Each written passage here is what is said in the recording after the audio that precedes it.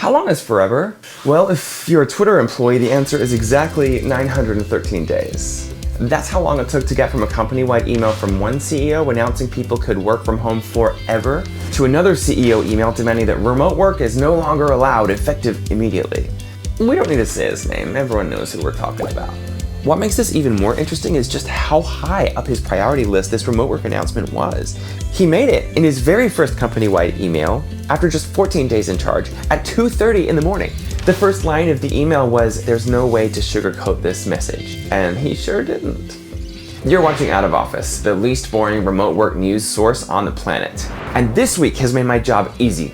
It's been anything but boring. And no, I'm not even talking about all that drama of blue check marks. And it's not just Twitter. This shit is really hitting the fan all over Silicon Valley, and in many ways, it's been devastating.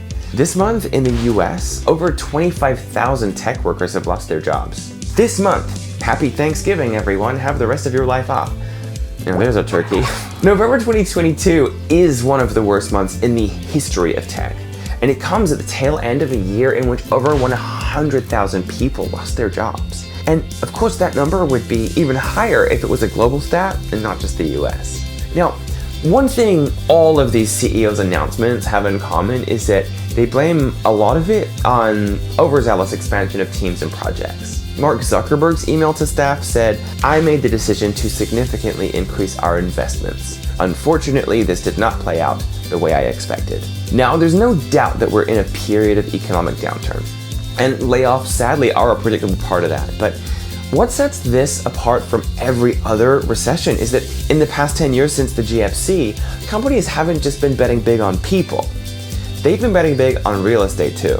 Everyone from Google to Apple has opened those giant campuses in Silicon Valley that are city-like in scale. And well, we all know what happened next. I want to know why their apologetic emails suggest that the mistaken investment was the one in people and not the one in buildings, which seems particularly foolish for a company whose entire focus and now name has shifted into virtual reality.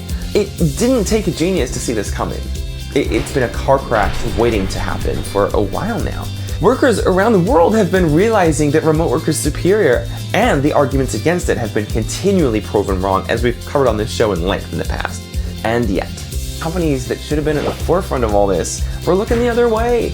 They should have been innovating new solutions so their business results weren't limited by physical location, and instead they just doubled down. And now they're stuck paying for giant trillion-dollar campuses nobody even asked for, and having to lay off half the people that were meant to occupy it.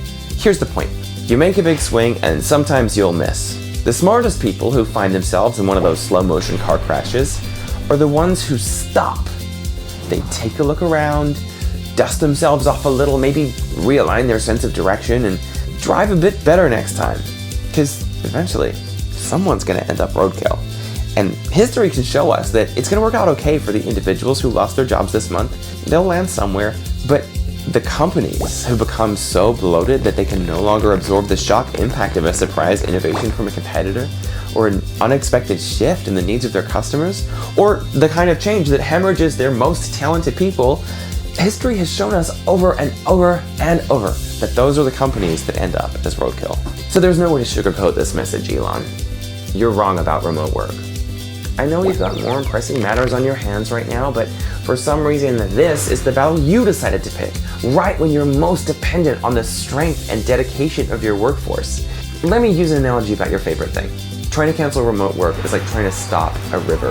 That water level is gonna keep rising, and if you're not ready, it'll cause you all kinds of problems. And you can blame all that flood damage on the river all you want, Elon, but water's gonna flow. Now, your IQ is reportedly 155, which is almost as high as Albert Einstein, so you're smart enough to use this to your own advantage, Elon.